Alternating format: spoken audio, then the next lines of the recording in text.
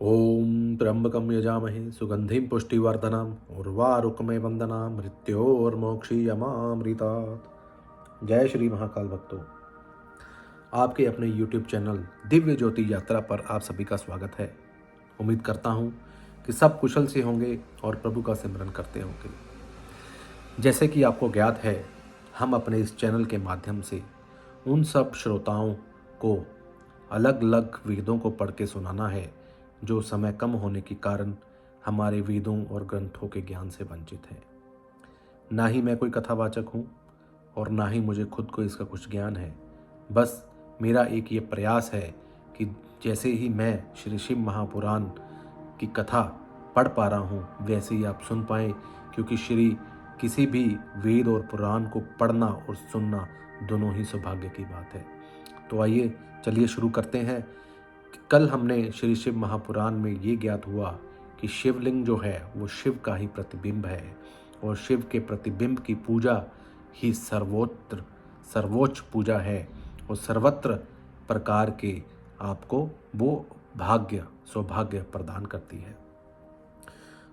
तो कल के अध्याय में हमें ये ज्ञात हुआ कि ब्रह्मा और विष्णु दोनों एक बहुत बड़े ज्योतिर्मय स्तंभ की ऊंचाई और गहराई की था लेने की चेष्टा से वो एक से दूसरे छोर के ऊपर गए और केतकी पुष्प के शाप और वरदान आदि के प्रसंग भी हमें अभी आगे ज्ञात होंगे। तो चलिए अगले अध्याय में चलते हैं, जिसमें महेश्वर का ब्रह्मा और विष्णु को अपने निष्कल और सकल स्वरूप का परिचय देते हुए लिंग पूजन का महत्व बताया। तो नंदिकेश्वर कहते हैं, वे दोनों ब्रह्मा और विष्णु भगवान शंकर को प्रणाम करके दोनों हाथ जोड़ के उनके दाएं बाएं भाग में चुपचाप खड़े हो गए।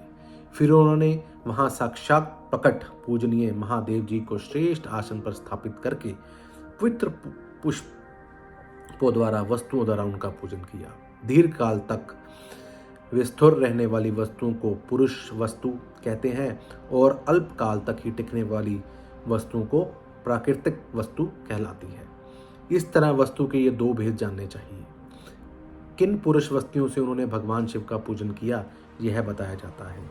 हार, नुपुर, केयूर, किरीट, मणिमय कुंडल, उत्तरीय वस्त्र, पुष्पमाला, रेशमी वस्त्र, हार, मुद्रिका, पुष्प, तांबुल, कपूर, चंदन एवं अंगूर का अनुलेप, धूप, दीप, श्वेत छत्र, व्यजन, ध्वजा, चवर तथा अन्य दिव्य उपहारों द्वारा जिनका वैभव वाणी और मन की पहुंच से परे था, जो केवल पशुपति परमात्मा के ही योग्य थे और जिन्हें पशु कदापि नहीं पा सकते, उन दोनों ने अपने स्वामी महेश्वर का पूजन किया। सबसे पहले वहां ब्रह्मा और विष्णु ने भगवान शंकर की पूजा की। इससे प्रसन्न हो भक्तिपूर्वक भगवान शिव वहां पर नम्र भाव से खड़े हुए उन दोनों देवताओं से मुस्कुराकर कहा। महेश्वर बोले, पुत्रों, आज का दिन एक महान दिन है। इसमें तुम्हारे द्वारा जो आज मेरी पूजा हुई है, इससे मैं तुम लोगों पर बहुत प्रसन्न हूँ।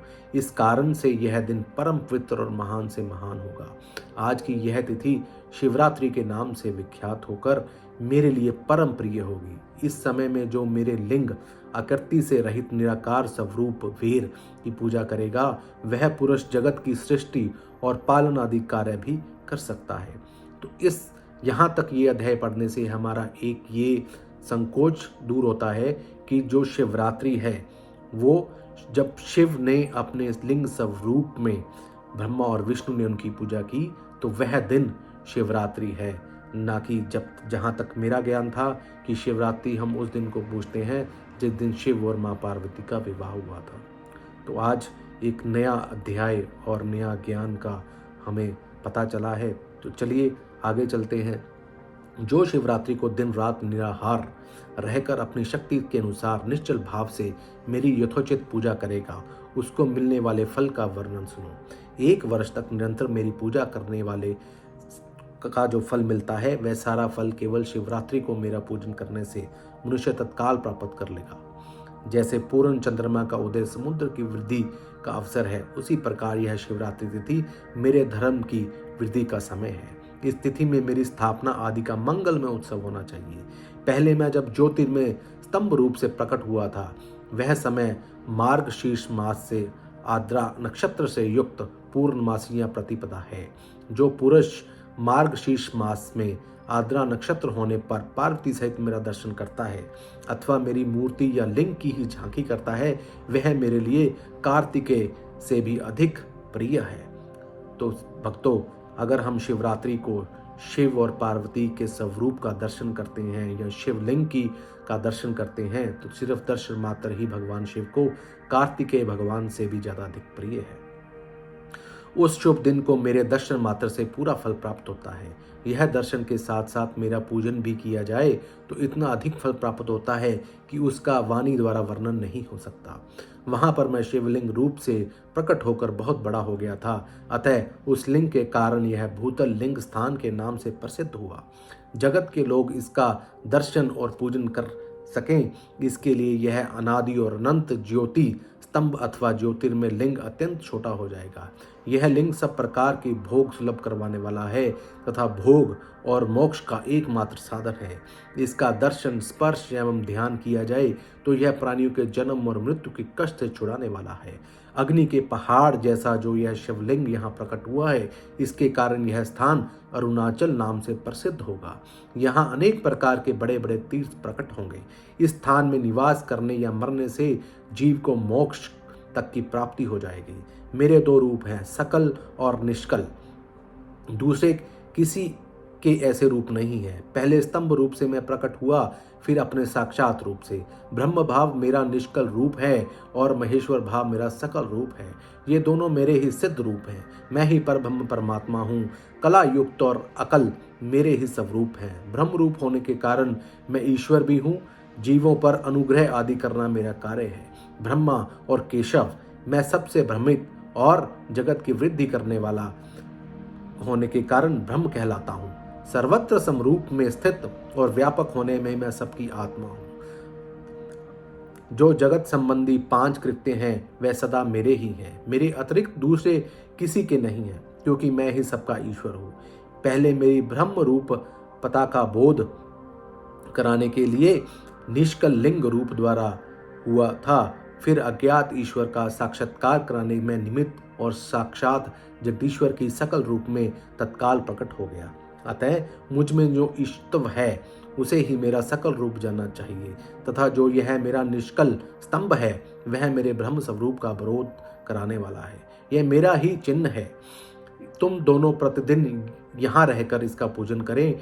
यह मेरा ही स्वरूप है और मेरे सामीप्य की प्राप्ति कराने वाला है। लिंग और लिंग में नित्य अभेद होने के कारण मेरे इस लिंग का महान पुरुषों को भी पूजन करना चाहिए। मेरे एक लिंग की स्थापना करने का यह फल बताया गया है कि उपासक को मेरी समानता की प्राप्ति हो जाती है। यदि एक के बाद दूसरे शिवलिंग की भी स्थापना कर दी गई, तब तो उपासक को फल रूप से मेरे साथ एकतव्य मोक्ष रूप फल प्राप्त होता है। प्रधानतः शिवलिंग की स्थापना करनी चाहिए। मूर्ति की स्थापना उसकी अपेक्षा गौण कर्म है। शिवलिंग के अभाव में सब ओर से मूर्ति युक्त होने पर भी वह एक स्थान क्षेत्र नहीं कहलाता।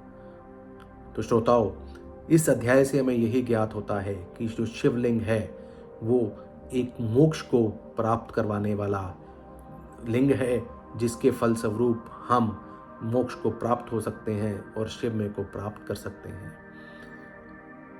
तो आप सभी से यही निवेदन है कि आप सब लोग प्रभु के सौजन्य, प्रभु के इस निष्कल रूप को, इस महेश्वर भाव को अपने अंदर समाहित करें और प्रतिदिन श्री शिव भगवान की पूजा करें, शिवलिंग की पूजा करें, क्योंकि शिवलिंग ही एक ऐसा चिन्ह है जो हमें दूर रहकर भी भगवान शिव के समीप पहुंचाता है। तो ये था हमारा आज का अध्याय। उम्मीद करता हूँ आपको मेरा ये यत्न अच्छा लग रहा होगा। अगर आपको मेरा ये यत्न अच्छा लग रहा हो तो आपसे एक निवेदन है कि मेरे इस चैनल को ज़्यादा से ज़्यादा लोगों के पास शेयर करें। जो लोग जो दर्शक श्री शिव महापुराण के ज्ञान से वंचित हैं वो इसको सुने और आगे दूसरों के साथ इसका प्रचार करें। बोलिए शंकर भगवान की जय, सनातन धर्म की जय। जय श्री महाकाल।